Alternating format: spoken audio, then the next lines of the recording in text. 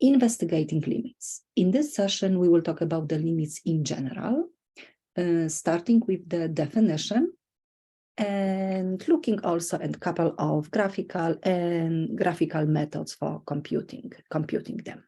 Okay, so let's start with the intuitive definition, intuitive meaning of the limit of the function. We remember from the class about the tangent line, slope of the tangent line, the idea how we compute the slope. Probably all of these words are familiar to you. Let me show you the entire screen. That's when we were doing something like close enough, approximation, estimation, rough calculation, guess, educated guess, of course. That was the method that we got the slope of the tangent line, because we were approximating through the slope of the secant line. But we were using a limiting position of the slope of the secant line to get the tangent line. So now what we will do, we will just focus on this limiting position of this limit, because limits of the functions are the fundamental concept of calculus. I think that's what limit means, that we're trying to evaluate something. We're trying to evaluate, for instance, how function, let's look at this graph, behaves as x is taking sufficiently close to the c, to the value c. If x is taking sufficiently close, if x is approaching c, from the left and from the right hand side, how the value of the function, how the height looks like. We can see exactly at the value c, function is not defined. We have open circle, but function is defined right away on the right and the left hand side. And that's, we have to figure out what is this height, what is this value, meaning that we're going extremely close. We like sufficiently close to the c, getting this value. Right? If we have to find just the value of the function, that's not a problem. We're taking number c, substituting instead of x, and getting the value, the solid dot. But when we have to investigate how function behaves near to c, how the value f of x behaves as x is taking sufficiently close to c, then we're talking about the limit. Find the limit of the function as x approaches. And all of these descriptive words are the intuitive like steps, intuitive definition. We will go close enough. We will approximate. We will estimate. Yeah? We will do the rough calculation if needed, if appropriate. And maybe we can guess, but always educated guess. Always educated guess. Okay. So now let's start. We may start looking at the function x squared, f of x equals to x squared, and we would like to investigate how this function behaves near 4, if x is near 4, yeah? If x is sufficiently close to 4. Let me just, I can say if we look at the 4, yes, if we look at the 4, value of the function is 4 squared is 16. That means when I would like to find exactly the value, I will take the formula x squared, which will be 4 squared, and it is 16. That means that's exactly the solid dot. But we're not exactly looking at this. I can take the blue color. I would like to check if I'm taking x sufficiently close to 4. Yeah, like let's maybe be on the right hand side, 4.1, but 4.1, it's quite, yes, I would say quite far. And then I will square the value, I will have 16.81. That means 4.1 will give me that value. Then I'm going closer, 4.01, 4.001, 4.0001. Yeah? As we can see, we will definitely approach. We may notice 16.8, 16.08, 16.008, 16.008. We definitely, if we're getting even closer, we're approaching value 16. Yeah, we're just guessing, rough calculation. The same thing will happen on the left-hand side, 3.9. That's the number on the left-hand side. It's quite far. Let's go closer, 3.999, 3.999, and so on. Computing the values, squaring the numbers, we're getting this, 15.2, 15.9, 15.99, 15.999. And we may say if we pick almost 4 on the left-hand side, we're approaching value 16. Okay? That means this is, through the calculation, we may do, through this approximation, estimation, we may get this limit. That's in what we did. Limit, because that's the notation of the function f of x, the behavior of f of x, as x is approaching 4, x approaches 4, the limit is 16. And I can also, I can also remove f of x and I can put a formula. It means x approaches 4 and the limit is 16. Yeah. We may think about some direct substitution, but we have to be careful. Yes, it is because it's nice and continuous function. That means it looks like I just took 4. Like, why not taking 4 and substituting to the formula and getting 16? But we have to remember that 16, it's slightly different than this one. The red one is the exact value. The blue one means that function is approaching. Function, the values approach, function is getting like arbitrary, like close to, the values, all of these values are getting closer and closer to the 16. But it is 16. Okay, that means this will be the limit of the function. Okay, that means I have this. We of course know that this is 16. Oh, actually I have this.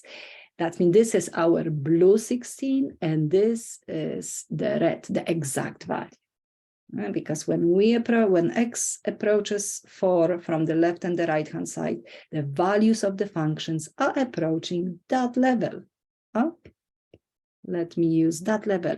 Like we never on this, yes, we never exactly on that 16, but we are extremely close to the 16, to that line. And we will say this is the limit. That's how function behaves.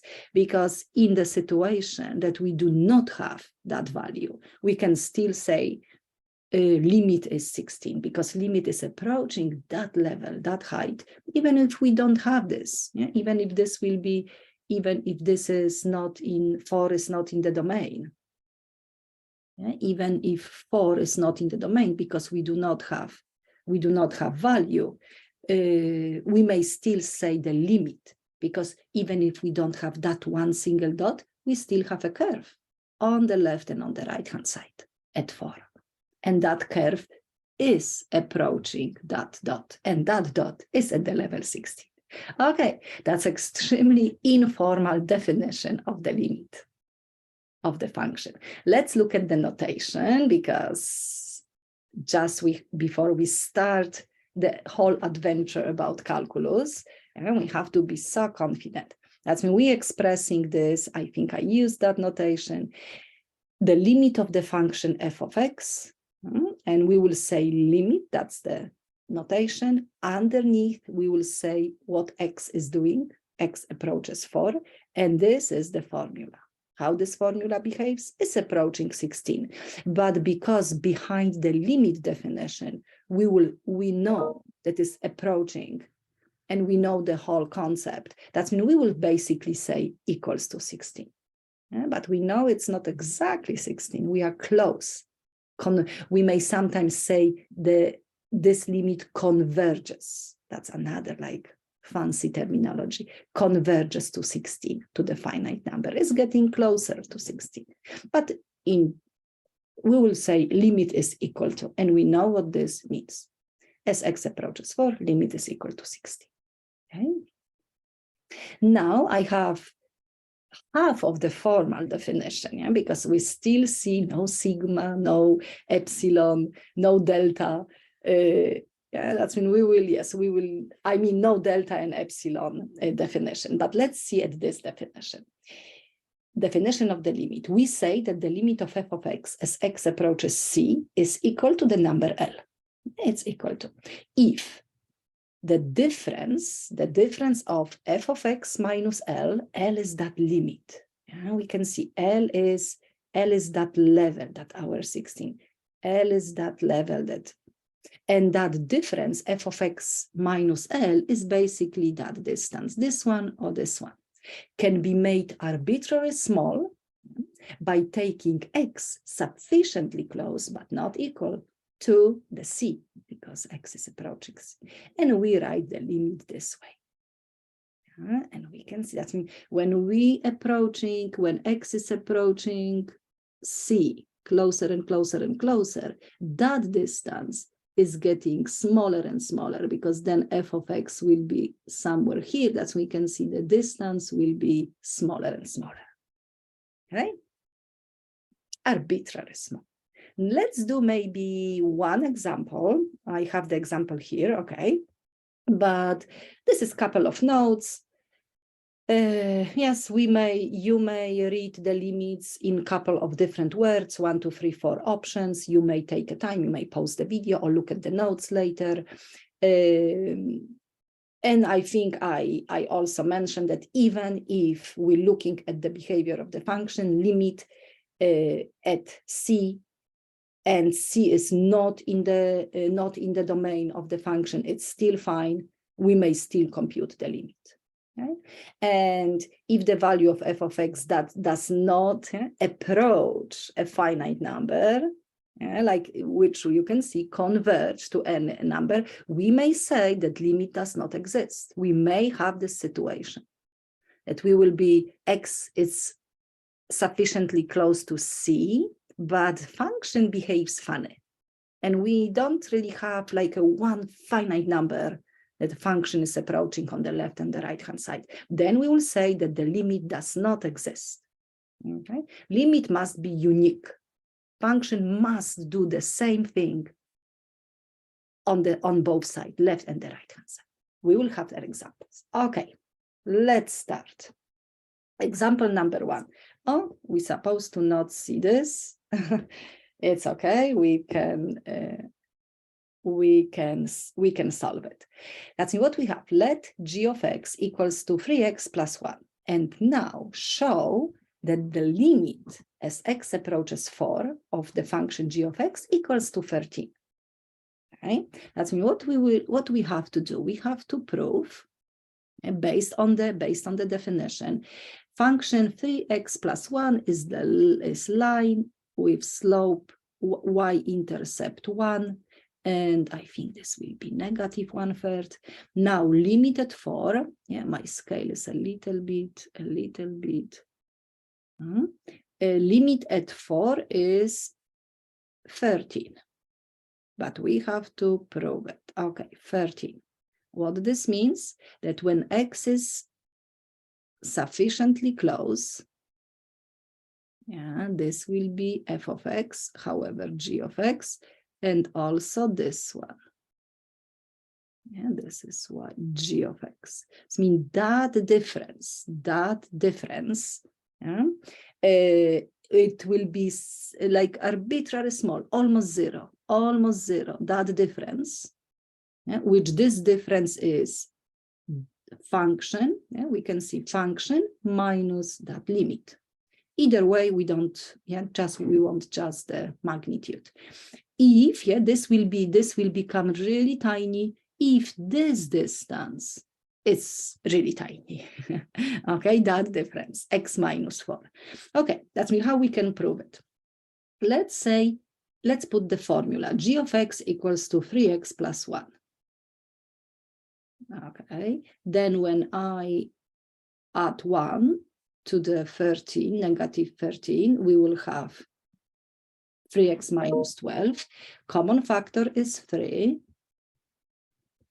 Yeah, and this is a good moment, because we can see we manage to represent, yes, that difference, yeah, as this product. That's we can see this difference, g of x minus 13, is a is a multiple of x minus 4. X minus 4 times 3. That's okay. But it's a multiple of this of x minus 4, meaning that if I will make x sufficiently close to 4, like sufficiently close, I will make this almost zero. Then, respectively, this will be almost 0. This will be arbitrarily small. That means this is definitely, and x is approaching 4. That means I'm taking numbers extremely close to 4. This will be small, sufficiently, yes. I mean, arbitrarily small, because sufficiently close to the 4 is x. Okay, that means that's actually the proof. I was planning to write this down, but now we can uncover.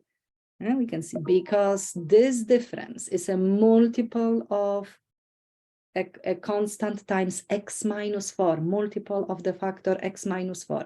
We can make this arbitrarily small, tiny, almost 0, if x is close to 4. X is almost 4. Okay, that means this is the proof based on the half of the formal definition. Example number 2. Now a little bit graphically. I have 3 graphs, A, B, and C, and we have to find limit as x is approaching A and the value. That means hopefully we can see the difference. It's a little bit tiny, but I think we can see it. Okay, graph A, it's continuous. A is in the domain, no problem. Then value, value of the function at A is just L. That's not, that's algebra pre-calculus. But what about the limit? As x is getting closer and closer, sufficiently close to A, we may notice, I will be a little bit informal. The values, because we are here and here. That means the corresponding values, and the corresponding values are getting closer and closer to L. Or I can say this way, function is approaching that. Yes, function is approaching that level L. That means limit is L and the value is L. No problem at all. I don't know if I can, just to be a little bit clear. Okay. It's approaching. I think I repeat the same thing. Okay, now we may notice, we have an open dot here and the solid dot, I can maybe, it's here. Okay, limit and the value. Now, value of the function at A is always where is the solid dot. Okay, that means value is M. Value is definitely M. Oh, okay, value is M. Now, limit, even if we have open dot, limit, meaning that function behaves as x is approaching A, this is function, that's we can see almost nothing changed from the first graph. Function still has the same shape, the same height, the same values, except that one, but we're not exactly looking at A, we're looking near A. That means near A, function does the same thing. Okay? That means limit as x approaches A, it's still L, because the graph of the function is approaching, that's what I wanted to do, that level, that dot. And this is L. Okay, and the last one has only, open circle, no value. Yeah? If I would like to find the value at A, for instance, drawing a vertical line, the vertical line will not intersect any point, not even a single one. Then value does not exist. However, the limit, it's still the same. As x is getting closer and closer to A, function on both sides approach L. That means L and D and E. We will use this, does not exist. Okay, that will be, and now we can see we have slightly different situation, but if we look from the distance, function didn't change the height, the shape, the position. That's the reason that limit is L for all of them. But this was the value exactly here, value was here, and no value at all. Okay, I mean, you may look at this again, you may think about this, because if we understand this, that's really helpful. Okay, example number 3. Let's investigate the behavior of the function sine of pi over x as x approaches 0. We may see right away 0 is not in the domain of this function. And 0 is not in the domain of this function. Now, the problem is we may probably not know how this function looks like. Yeah? We may use, for instance, Desmos, and we may, or any graphic platform, graphic calculator software to actually draw the function. And I did it, okay? And this is a graph. That's it's interesting thing, because function is not defined at 0, and the behavior is function will like oscillate. As x is approaching 0, function will get the values like between -1 and 1, and again, -1 and 1, and it will go forever. It will never reach 0. If we will zoom in, we can like expand this, we can make a little bit wider, but this is the thing, function doesn't really approach one finite number. Yeah, this is the situation when we have this oscillation. So in function, yeah, it's like jumping. I mean, it's not, no, it's oscillating, because, yeah, it's oscillating. Jumping is actually serious word in calculus. It's oscillating between -1 and 1. Yeah, as x is approaching 0. So what we can say that the limit is not defined. That means this is the situation that we cannot say, because we do not have one finite direction, one finite number.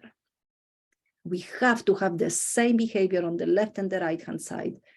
Function must does the same thing. We're not looking exactly at that number 0, but what function does, even if it does the same 1, -1, but we remember from the notes, limit must be unique. I can't say plus and minus 1. Yeah, I cannot say, oh, this is the answer, plus and minus 1. No, we have to have one unique value.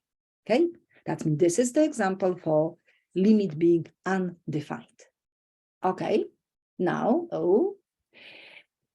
let's look at this function. It's a piecewise defined function. For positive x's is 1, constant 1. For negative x's is 0. And when x is equal to 0, the value is 1. That's we can see open dot and solid dot. Now, what is the limit?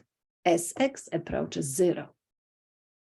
That means limit of the function f of x approaches 0. I mean, as x is approaches 0 from the left-hand side, is approaching 0, the value.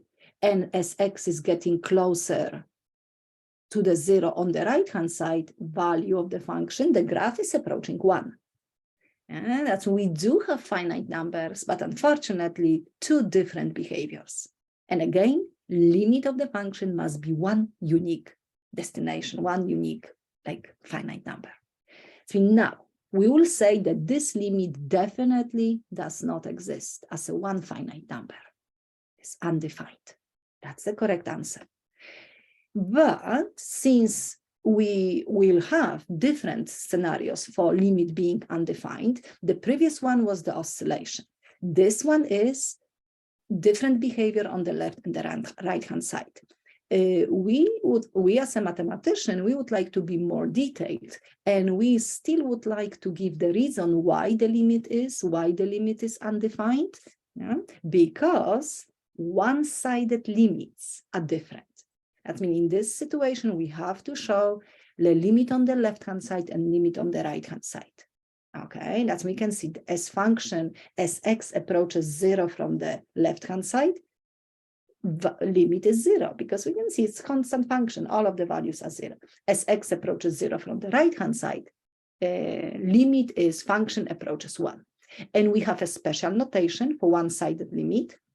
Let's see, the left-hand side, we will use that negative like subscript, like a power. Yeah? And for the right-hand side, we will use plus. But please remember that negative notation, I mean minus sign and plus sign doesn't always indicate positive or negative numbers. And we can even see from left-hand side, we have 0. We could even have positive number because sometimes our brain works this way. It's really weird. When we will be asked to find a limit on the left-hand side, you will automatically think, oh, it's negative number. No. Or on the right-hand side is positive. No, could be anything, but this is just the notation. This is just like how we explain, how we indicating the difference. Yeah? That means we may also be asked to find one-sided limit, and one-sided limit for this function is defined. The right-hand side limit is 1, the left-hand side limit is 0. Okay, and I have this statement. Since both of the limits are different, the limit in general at 0 does not exist.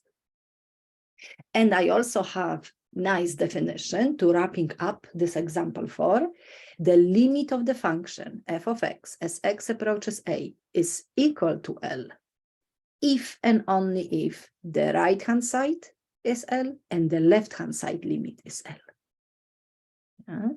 That's another way to test if the limit of the function exists, computing the left and the right-hand side. If they are the same, yes, function has a limit, has a 1, yes, is approaching one finite number, L, as x approaches a, okay?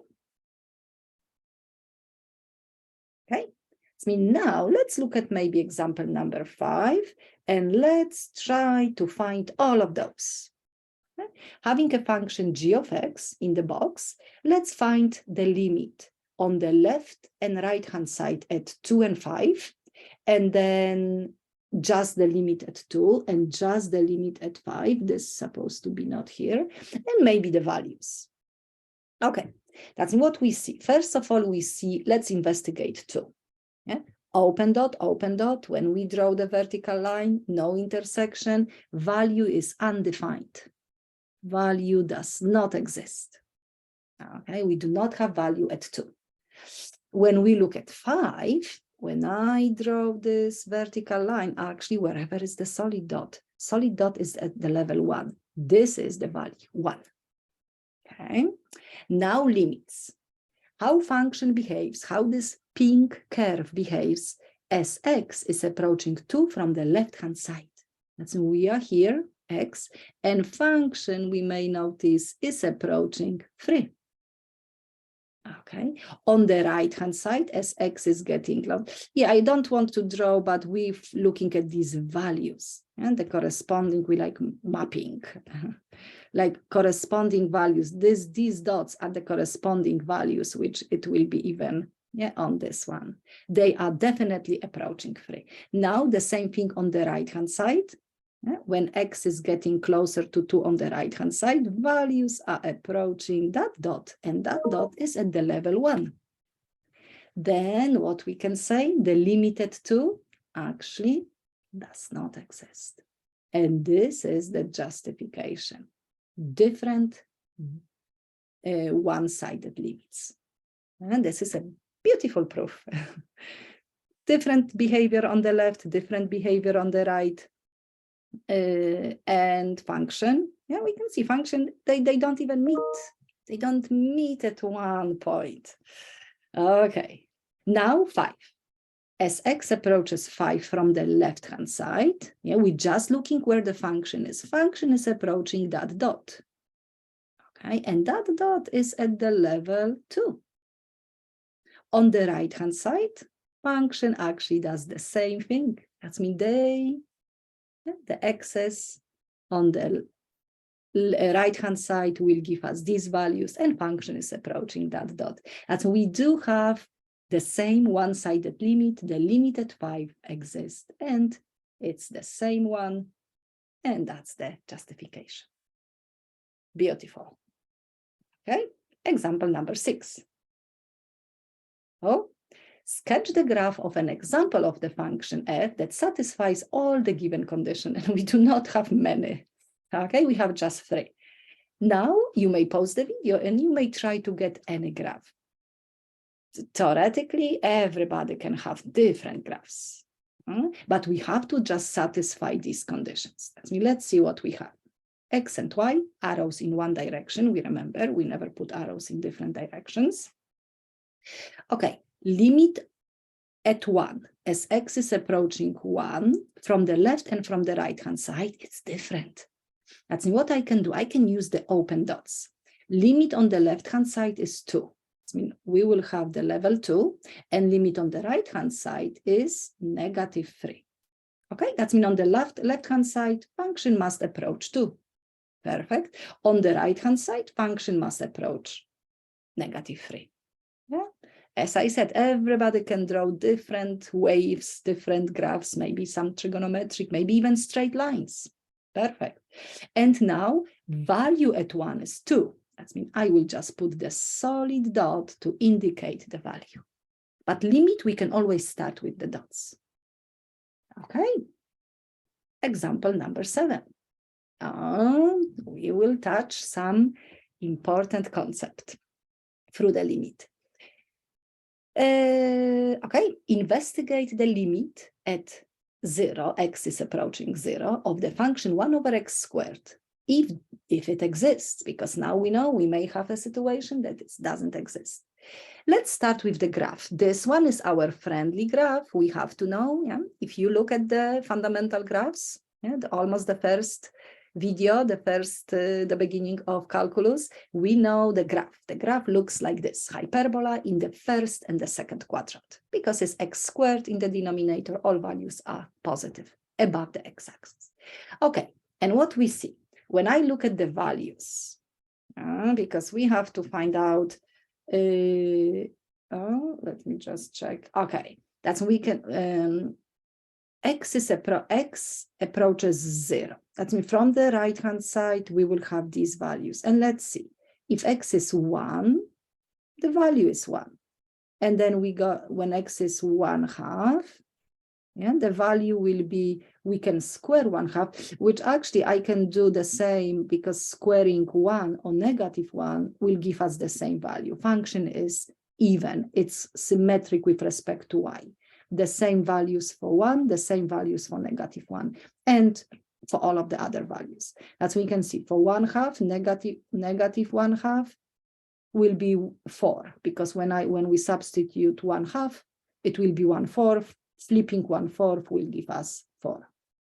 Okay, and then I'm getting closer and closer, and we can see how high the values are getting. When I pick 0.2, the value is 25. 0.1, I'm just taking these values and substituting to the formula. And we can see 0.001, the value is 1 million. And then if I will keep getting sufficiently close to x, extremely close to x, 0.00001, then I will have the reciprocal, like millions, billions, trillions. Okay, that means definitely these values are increasing without the bound, without any bounds. Okay, so now we may use our symbol. And this symbol is, of course, infinity. Everybody knows these values will go to the infinity, and these x's are approaching 0. We can see how high. Yes, we will have this value. Function, basically, the good thing is, at least the good thing is for this situation, then function does the same thing on both sides. Yes, on the left and on the right-hand side, it's going up. That means we will use infinity. But if you will say, because infinity is not a finite number, as x approaches 0, this limit, this behavior is undefined, does not exist as a finite number. This is still correct answer. But if we will be asked to justify, this is our justification. Okay, but DNE is also a good answer. This limit does not exist as a finite number. We can go higher and higher and higher. We know how infinity is a funny thing.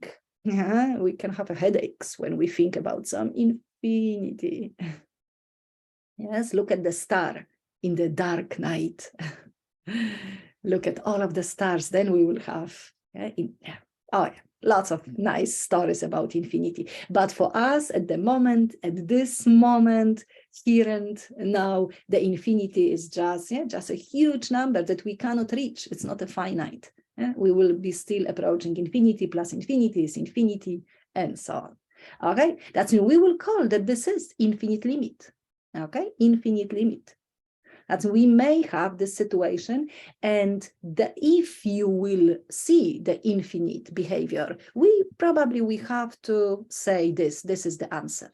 Yeah? If you will have some questions, some multiple choice questions, homework, written homework questions, yeah, you may say this, but this will be more details. Yeah? That means function can have infinite limit. Yeah?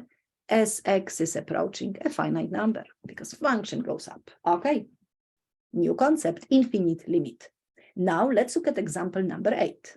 We have another function that's also our best friend, but this is hyperbola in the first and the third quadrant. My graph is 1 over x.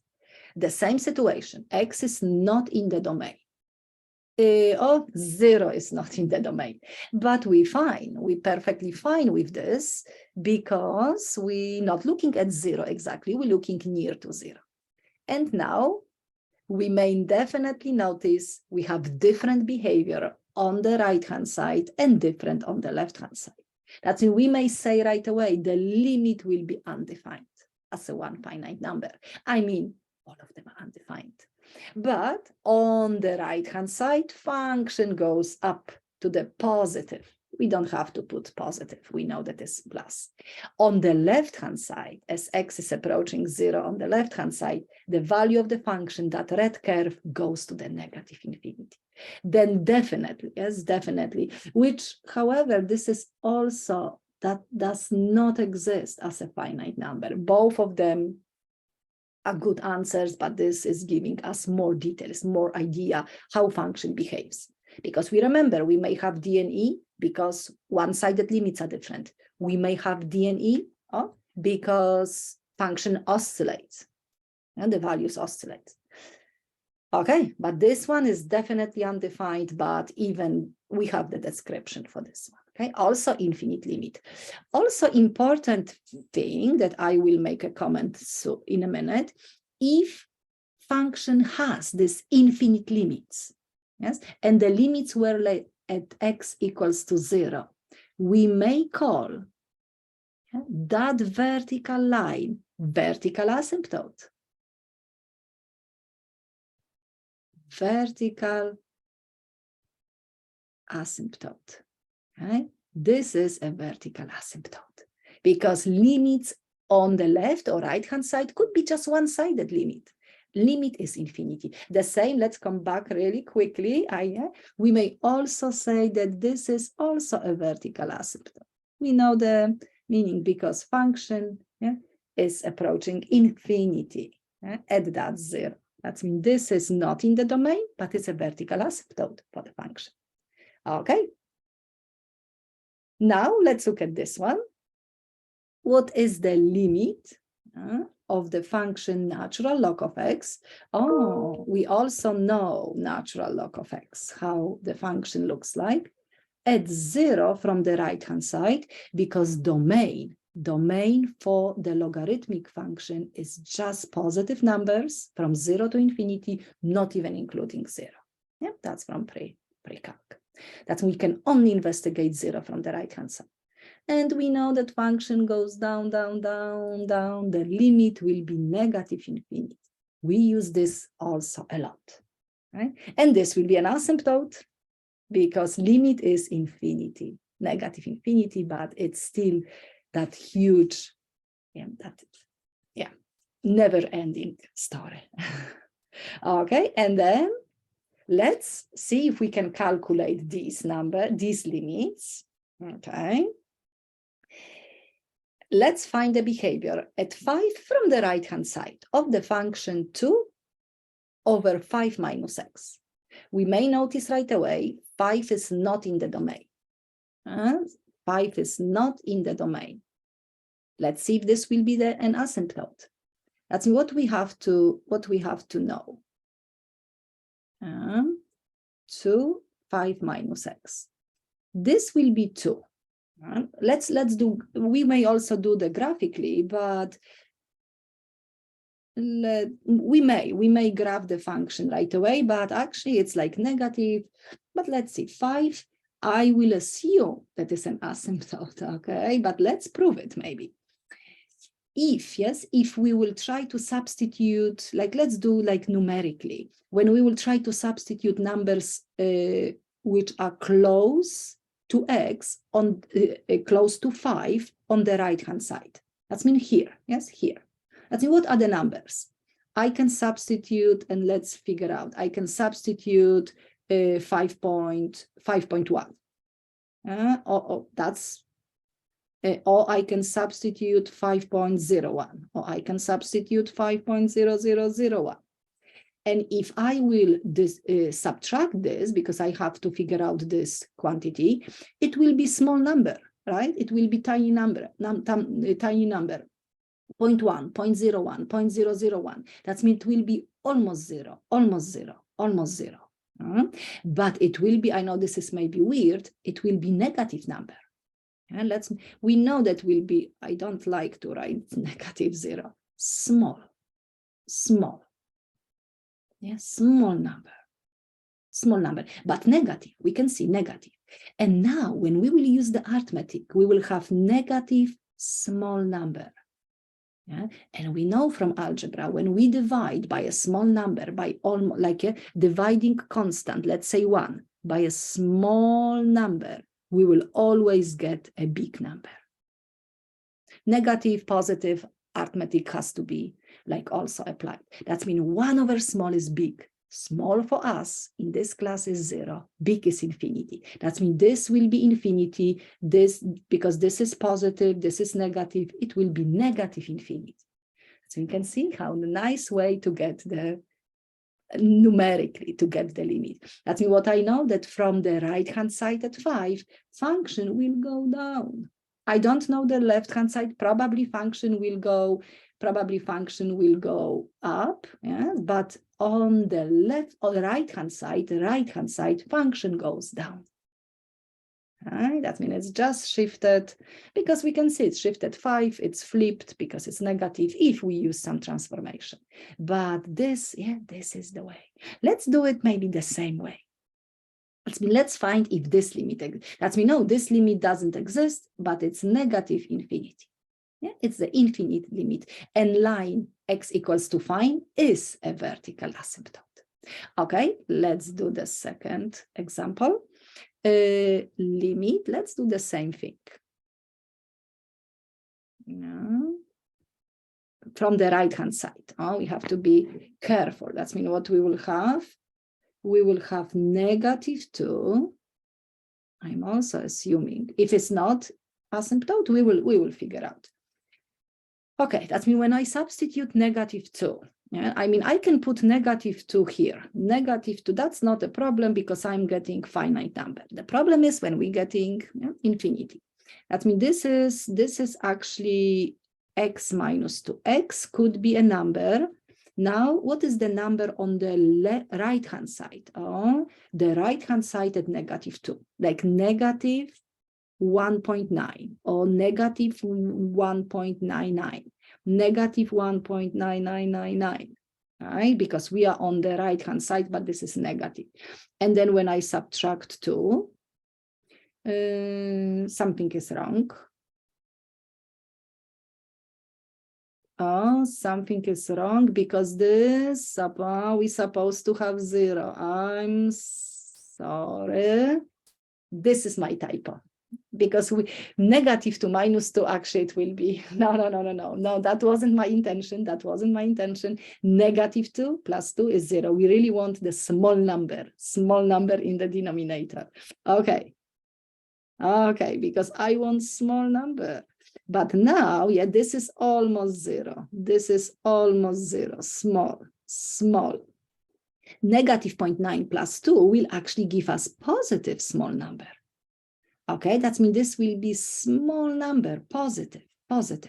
Now, the same idea. 1 over small is always big, and 1 over big is small. 1 over small is big. I mean, negative 3 could be, we can put outside, but this will be if the small number is in the denominator, the final answer is a big number, but it's again negative dividing by positive, it will be negative. That means on the right-hand side at -2, function will actually go, I don't know exactly how the function looks like, but it go down. Okay. We can see 1. Oh no, that was actually good, because 1 is, yeah, when we can see x-intercept and the y-intercept is -0.5. Okay. You can do it, right? But definitely on the right-hand side, function is going, it's going to the negative infinity, infinite limits. And this is a vertical asymptote, x equals to -2. Okay, but please remember from this slide, 1 over small is big. You may even think 1 over small number is 1 over, let's say, million. 1, 2, 3, 4, 5. 1 over million is a small. And when I divide 1 over million, I can flip it. I have big number. That means 1 over small is big. And nice and simple. Remember this for all of your calc classes and algebra classes, any math classes. 1 over small is big. Any negotiation, yeah. 1 over small is big. 1 over big is small. Okay, do I have something else? I have just the finite thing to summarize the vertical asymptote, but we mentioned this. Vertical asymptote is the line if limit as x approaches that line will be infinity. Could be even one-sided, even on one side. That means sometimes it's interesting and confusing, because even if the limit, let's say the first one, on the left-hand side is infinity, but on the right-hand side, let's say function looks like this. Yeah, that's two different pieces, and it's still, we can still call it a vertical asymptote. I know that we're not touching, but this is on the left-hand side. The same I can say maybe here. This is still a vertical asymptote, respectively to the right-hand side of this function. Okay, that's do not be afraid to say that this is vertical asymptote because we're touching. That's different part. That's left-hand side, and that's the right-hand side. And we know how far away is from the left to right-hand side. Like picking a number on the right-hand side at 3, for instance, 3.5 will be way too far. 3.01, I mean 3.1, it's a little bit closer, but 3.01, 3.0000001, that's better. That means if we are asked to find a number on the left or the right-hand side, we have to be extremely close, sufficiently close. Okay, enjoy your limits. Thank you.